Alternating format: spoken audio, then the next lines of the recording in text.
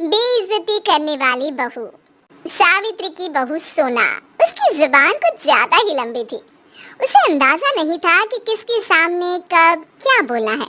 उसके मन में जब जो आता वो बस बिना सोचे समझे बोल दिया करती थी। इसलिए सावित्री उसे चुप रहने की सलाह दे रही थी, क्योंकि उसे डर था कि कहीं आज लड़के वालों के सामने भी वो कुछ उल्टा सीधा ना बोल दे। देख बहू, आज तेरी ननद चिंकी को लड़के वाले देखने आ रहे हैं, इसलिए तेरी ये जो सांप जैसी लंबी जुबान है ना, उसे मुंह में ही रखना, वरना पता चला कि सारा काम गुल गोबर कर दिया तूने। अरे माँ जी, मैं कहाँ कुछ बोलती हूँ। आप देखिएगा, लड़के वालों के सामने मैं चिंकी और आपकी कितनी तारीफ करती हूँ। अरे तू कुछ ना कर तो ही बेहतर है बहू। जा चल, अब लड़के वालों के लिए नाश्ता और मिठाई की तैयारी कर दे। अच्छे से सब कुछ बनाना, समझी? ठीक है माँ जी, फिक्र मत कीजिए। सावित्री ने अपनी बहू सोना को समझा दिया था और वो लड़के वालों के लिए सारी तैयारियों में लग भी गई थी। शाम के करीबन 7 बजे लड़के वाले सावित्री के घर आते हैं। आइए आइए, बैठिए बैठिए, आपका स्वागत है हमारे घर में। सब लोग बैठ जाते हैं। सावित्री और उसका बेटा नीरज भी बैठते हैं। अरे सोना बहू, जरा चिंकी को लेके आना यहाँ बाहर। हाँ माँ जी, अभी लाई। चिंकी हाथ में चाय नाश्ता लेकर आती है। सबको चाय नाश्ता दे दे बेटा।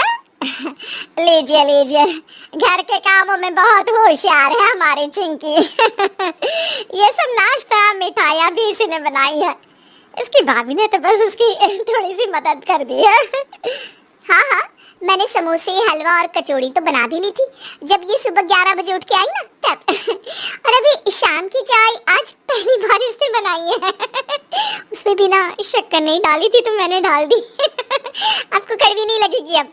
पीजिए पीजिए। भगवान, क्या करूं इस लड़के का।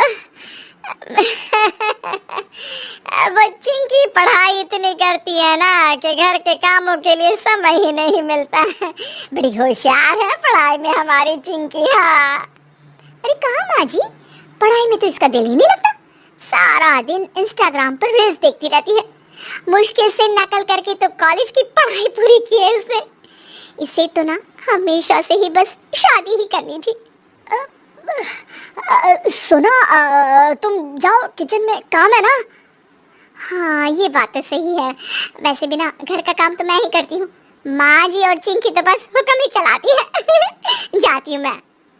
अरे कहाँ से ले आया है तू इसे नीरज, सबके सामने हमारी बेइज्जती करा दी। लड़के वालों के सामने सोना की बातों से चिंकी का इंप्रेशन कम हो गया और लड़के वालों ने रिश्ते से मना कर दिया, जिससे सावित्री और चिंकी सोना पर बहुत ज्यादा गुस्सा थी। भाभी, अब चुप नहीं रह सकती थी, क्या जरूरत थी इतना सब बोलने की। अरे मैंने तो कुछ कहा भी नहीं है। मैंने कहा कि तुम 12 बजे से पहले उठती नहीं। मैंने उन्हें ये भी नहीं बताया कि तुम्हें गर्म पानी करने के लिए भी एक और इंसान की मदद की जरूरत पड़ती है। अरे मैंने तो उन्हें ये भी नहीं कहा कि तुम इतनी आलसी हो कि कभी कभी नहाती भी नहीं हो। बोलिए ना माँ जी, मैंने ऐसा कुछ भी कहा क्या? नहीं कहा ना? माँ, तुम ही झेलो अपनी बहू को। कर दिया ना नाराज उसे। देख, अरे क्यों करती है तू ये सब? अरे कोई नहीं माँ जी, अभी कमरे में जाकर पिज्जा मंगवाएगी और सहेलियों से फोन पे बात करेगी ना तो ठीक हो जाएगी। भगवान, क्या करूं मैं तेरा। चलिए सब छोड़, शाम को पड़ोस वाली मंगला के घर जाना है। उसको पोता हुआ है तो दोनों चलेंगे, ठीक है? बच्चे को शगुन भी दे आएंगे। ठीक है माँ जी। शाम को सोना और सावित्री पास वाली मंगला काकी के घर आते हैं, जहाँ 2 और पड़ोस की औरतें भी खड़ी थी। अरे तुम दोनों भी यहाँ हो? हाँ, हमने सोचा हम भी मंगला को पोते की बधाई दे दें और शगुन भी। अच्छा चलो, अच्छा है, सब साथ में ही आ गए। ला मंगला, जरा मुन्ने को हाथ में दे, देखो तो सही इसका प्यारा सा मुखड़ा। क्या माँ जी, आप ही ना? अभी तो आप कह रही थी कि मुन्ने का चेहरा भी बिल्कुल मंगला काकी की तरह अमावस्या का चांद है। क्या मजाक कर रही है बहू? मैंने कब कहा? बिल्कुल पगली है ये भी, सच में। सावित्री की दोनों पड़ोसन आपस में हंसने लगती है। मंगला, ये ले मुन्ने का शगुन। कितना दिया है शगुन में? सावित्री, मैंने और कमला ने तो 500 का शगुन दिया है। हाँ, तो मैंने भी अच्छा खासा ही शगुन डाला है। हाँ हाँ, माँ जी ने तो काफी अच्छा शगुन डाला है, सच में। कह रही थी मंगला ने मेरे बेटे की शादी में 100 रुपए ही दिए थे, तो उसे भी तो पता चले कि हम खानदानी रईस हैं। सावित्री की दोनों पड़ोसन कमला और गोदावरी हंसने लगती है और मंगला उसे गुस्से से देख रही थी। सत्यानाश हो तेरा बहू। वो वहां से बाहर आ जाती है बहू का हाथ पकड़कर। हाय रे मेरी फूटी किस्मत, जो नीरज ने तुझसे शादी कर ली। जा देखो, सबके सामने मेरी नाक कटा देती है। चुप नहीं रह सकती क्या तू? माँ जी, मैं तो कुछ कहती भी नहीं हूँ, आप बिना खामखा। सावित्री सर पर हाथ रख लेती है। सोना के मुंह फट होने के कारण कई बार सावित्री को शर्मिंदा होना पड़ता था, पर सावित्री के लाख समझाने पर भी सोना कहाँ समझने वाली थी। इसीलिए सावित्री ने एक दिन सोना की माँ को घर बुलाया कि वो उसे कुछ समझा सके।